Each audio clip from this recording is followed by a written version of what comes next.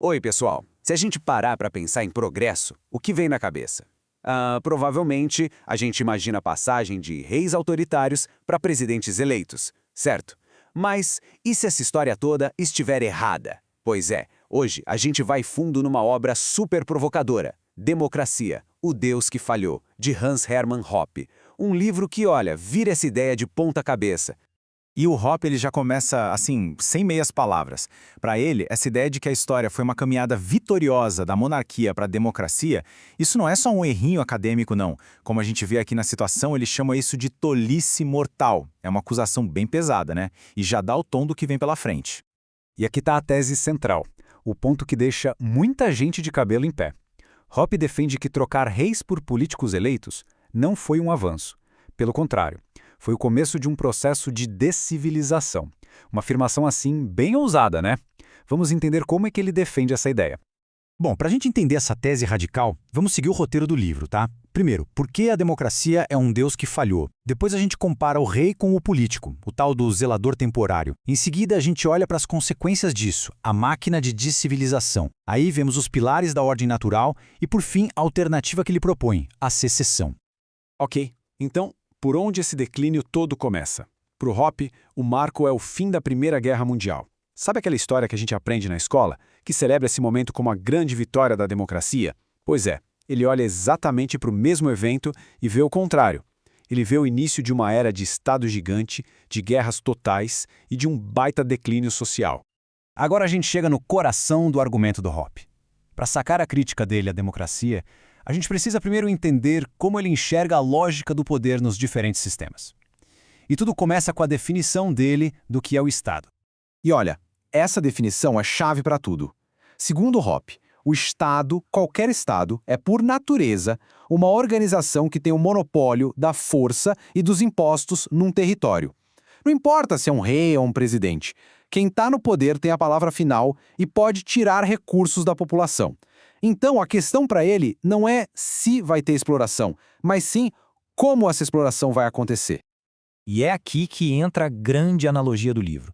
Pensa assim, a monarquia é como se fosse um governo de propriedade privada. O rei é o dono do lugar. Já a democracia seria um governo de propriedade pública, onde os políticos são só zeladores temporários. E essa diferença, gente, entre ser o dono e ser só um zelador de passagem, segundo Hoppe, isso muda absolutamente tudo. Para explicar por que isso muda tudo, o Hoppe usa um conceito da economia austríaca chamado preferência temporal. É uma ideia simples, mas, olha, muito poderosa. Basicamente é o seguinte, quem tem baixa preferência temporal pensa no longo prazo. Poupa, investe, constrói. Já quem tem alta preferência temporal quer tudo para ontem. É o imediatismo, sabe? Consumir tudo agora. Agora vamos aplicar isso. A lógica é essa. O rei, como dono, tende a ter uma preferência temporal mais baixa. Ele pensa no longo prazo, quer deixar o reino valioso para os seus herdeiros. Já o político, bom, ele é o zelador. O mandato dele tem data para acabar. Então o incentivo dele é extrair o máximo de recursos possível agora, enquanto ele está lá, sem pensar muito em como o imóvel vai estar daqui a 20 anos.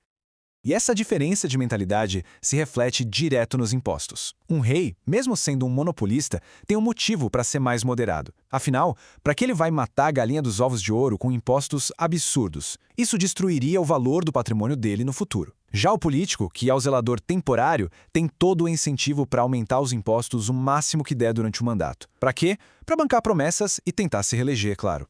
E essa mesma lógica se aplica até na guerra. As guerras na época dos reis eram geralmente disputas por território, quase um problema de herança entre famílias ricas. Já as guerras, na era democrática, viram conflitos ideológicos. Não é mais o rei contra outro rei, é o povo contra o outro povo.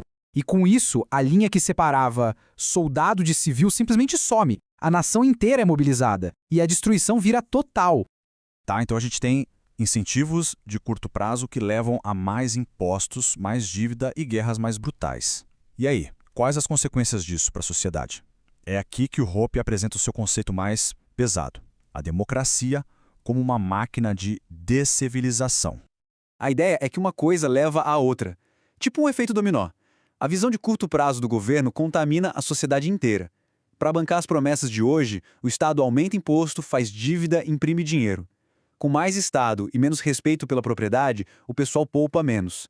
E no fim dessa corrente, segundo o livro, o que se desgasta são as bases da civilização: a moral, a responsabilidade, a família.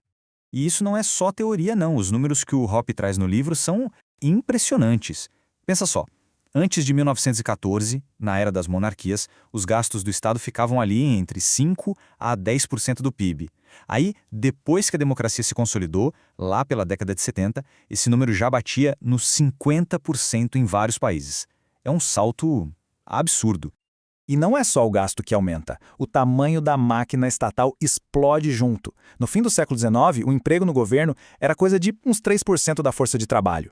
Chegou nos anos 70, na era democrática, e esse número já pulou para 15%.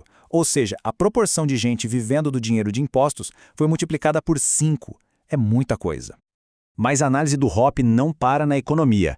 Ela vai para as consequências sociais. Ele argumenta, por exemplo, que o crescimento do Estado babá está ligado ao aumento da criminalidade e à desestruturação das famílias, e que a mudança constante de leis gera uma insegurança enorme. Para ele, tudo isso são sintomas de uma cultura que só pensa no agora, no curto prazo. Beleza, se o Estado, seja o do rei ou o do político, é a raiz desses problemas, então de onde vem a civilização de verdade? A resposta do Hoppe tira o Estado do pedestal. A resposta, segundo essa visão, é que a civilização não vem do Estado. Ela não é criada de cima para baixo. Pelo contrário, ela surge de forma natural, orgânica, com base em pilares sólidos: propriedade privada, acordos voluntários, responsabilidade individual e a família. São essas as instituições que realmente incentivam a gente a pensar no futuro e a cooperar. Com essa base bem definida, a gente chega na parte talvez mais radical do livro. A proposta do Hoppe para a gente reverter esse processo de decivilização e ir em direção a uma sociedade livre de verdade. E a pergunta que ele joga na mesa é bem direta. Se a gente parte da premissa de que todo Estado é, na sua essência, um monopólio de exploração, a conclusão lógica é que a gente precisa de uma alternativa ao Estado. Não só um modelo diferente de Estado, mas algo completamente diferente. E essa alternativa ele chama de ordem natural. Imagina uma sociedade baseada 100% em propriedade privada. Nela, serviços como segurança e justiça não seriam monopólio do governo, mas sim oferecidos por agências privadas, competindo no mercado livre. Seria como escolher um seguro de carro ou um plano de saúde. A gente escolheria a agência de proteção que oferecesse o melhor serviço. Mas como é que se chega nisso? A estratégia que ele propõe é a secessão ilimitada. O que é isso? É o direito de qualquer um se separar. Não só um estado ou uma grande região, mas uma cidade, um bairro, uma comunidade, até um indivíduo poder dizer: olha, não faço mais parte disso aqui. A secessão seria a ferramenta para desmontar os grandes estados e abrir caminho para uma ordem voluntária. No fim das contas, a mensagem central é essa. O livro desafia a gente a questionar a própria ideia de Estado. A solução para ter paz e prosperidade não seria eleger o político certo, mas sim reconhecer que a ordem de verdade nasce da liberdade, da propriedade privada e da cooperação voluntária. Nasce das pessoas, não do poder político. E tudo isso nos deixa com uma pergunta final que resume o desafio do livro inteiro. É um convite para a gente pensar: se o Estado é a fonte do problema, como é que ele pode ser a solução?